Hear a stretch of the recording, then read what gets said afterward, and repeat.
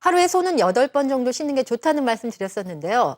그러면 세수는 몇 번 정도 하는 게 좋을까요? 아무래도 얼굴은 손보다는 좀 피부가 민감하니까 네. 8번보다는 적어야 될 것 같은데 이게 훨씬 번거롭잖아요. 예, 여성들은 특히나 네. 뭐 지우는데, 화장 지우는데 시간도 많이 걸리고요. 지울 게 많거든요. 예. 꼼꼼해야 되고. 근데 환절기 피부 관리 첫걸음이 이 세안이라고 합니다. 세안을 잘해도 몇 년 훨씬 더 어려질 수 있다고 하니까요. 지금부터 세안 관리 비법 꼼꼼히 따져보시죠.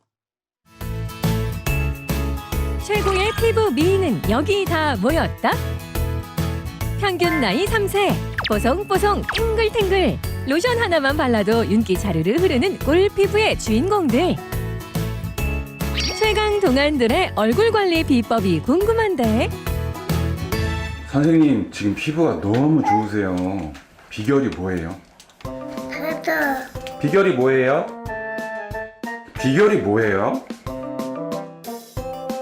쉽게 알려줄 생각이 없는 모양인데 비결이 뭐예요? 뽀송뽀송 아기 피부의 비결은 다름 아닌 세수하기. 매일 하는 세수지만 물 온도부터 세수 시간, 세안제까지 세수만 잘해도 10년은 젊어 보일 수 있는 비결 지금부터 알아보자. 황사와 미세먼지가 많은 봄철, 사람들은 어떤 방법으로 세안을 하고 있을까? 화장을 좀 진하게 해가지고 이제 페이스 오일 같은 걸로 한번 한 다음에 그다음에 이제 미온수로 거의 세수하거든요. TV에서 찬물 넣으면 모공이 다친다고 하니까 찬물로. 세안을 할 때는 더운 물 쓰다가 마지막에는 찬물로 마무리해요. 미온수로 처음에 해서 클렌징하고 마지막은 찬물로 쫙 하면 그 모공이 탁 좋아진다 이게 들어서 마무리는 찬물로 해요. 인터넷에서도 연예인 세안법은 물론 다양한 세안 방법들이 소개되고 있는데 특히 찬물 세수와 관련된 찬반 의견이 팽팽히 맞서며 인터넷을 뜨겁게 달궜다. 네, 이렇게 사람들이 꿀피부를 만들기 위해서 다양한 노력을 하고 있는데요. 온라인상에서 이슈가 되고 있는 것이 바로 찬물 세수법입니다. 한 방송에서 피부과 전문의가 우리가 보통 피부에 좋다라고 알려져 있는 온수로 세거나 세수를 한 다음에 찬물로 씻는 것이 오히려 피부에 안 좋다라는 이야기를 한 것인데요. 과연 어떤 것이 진실인지에 대해서 궁금해하고 있습니다. 찬물 세수에 대한 궁금증을 해소하기 위해 그들이 뭉쳤다. 탱탱한 피부를 위해 50평생 세수만 고집했다. 한은희 주부와 전명자 주부. 한은희 주부는 따뜻한 물로, 전명자 주부는 찬물로 평소와 같이 세수한 후 피부 상태를 측정해 보기로 했는데 세수하기 전 각질이 쌓인 얼굴 피부. 찬물 세수의 경우 여전히 각질이 남아 있었지만 미온수로 세수한 후에는 각질과 피지가 많이 사라졌다. 찬물로 세안을 할 경우에 오히려 이제 그 피지나 그런 여러 가지 성분을 응고시킬 수가 있고요. 그리고 세안하고 이제 마무리 세안하는 거는 피부에 있는 먼지나 그런 세정제들을 마지막으로 좀 더 깨끗하게 씻겨내기 위해서 하는 건데 그런 노폐물들이 계속 쌓이게 되면 제거가 되지 않으면 그거를 더 이제 그 피지를 더 분비하기 위해서 모공이 더 발달할 수 있기 때문에 그래서 더 넓어질 수도 있습니다. 세안할 때는 미온수를 사용하는 것이 포인트. 올바른 세안을 위한 방법은 또 어떤 것이 있을까? 비누를 이용해서 손바닥과 손등과 손톱 사이사이를 구석구석 씻은 다음에 흐르는 물에 깨끗이 헹궈내는 게 가장 중요해요. 여기서 잠깐! 세안하기 전 먼저 깨끗하게 손을 씻어주는 것이 필수.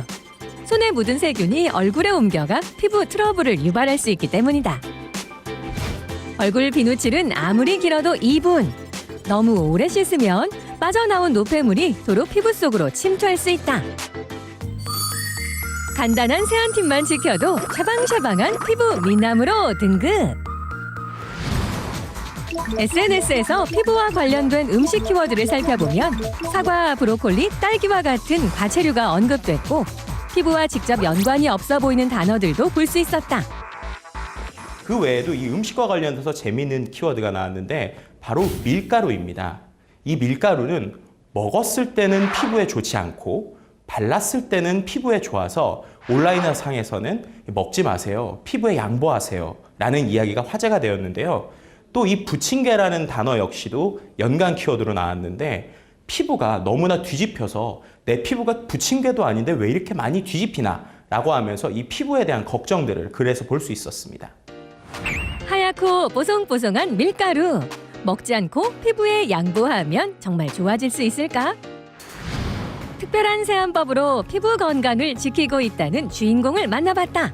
안녕하세요. 몸에 좋은 그 세안 방법을 알고 계시다고. 그게 뭔가요? 예, 한번 따라봐 보세요. 바로 이거예요. 하얀 백색 가루의 정체는 바로 밀가루. 밀가루가 정말 천연 세안제로 효과가 있는 걸까? 밀가루 구조 자체가 이제 그 분자적으로 그물 구조를 띠기 때문에 노폐물이나 여러 가지 먼지 성분들이 좀 잘 흡착돼서 이제 쉽게 나갈 수 있고요. 그리고 일반 폼 클렌징과 비교해서 폼 클렌징은 그런 계면 활성제 성분이 있기 때문에 그런 계면 활성제 성분은 이제 피부를 더 건조하게 하고 또 자극하게 하는 증상이 있을 수 있지만 밀가루는 계면 활성제가 들어있지 않은 천연 클렌저이기 때문에 자극 없이 좀 사용하는 데 있어서 좋을 수 있습니다. 밀가루 세안제는 유기농 밀가루를 사용하는 것이 중요하다.